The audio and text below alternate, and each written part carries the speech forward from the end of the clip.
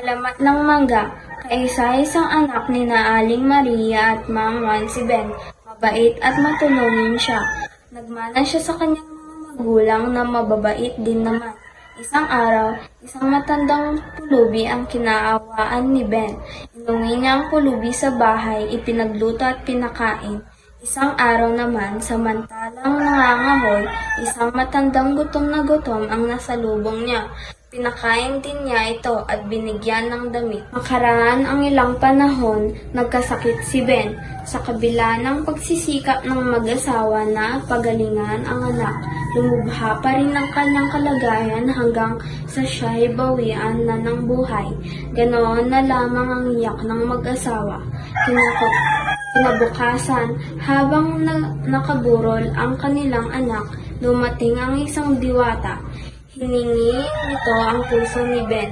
Ibinao ng diwata ang puso sa isang bundok. Ito ay naging punong kahoy na may bungang hugis puso. Marami ang nakikinabang ngayon sa bungang ito.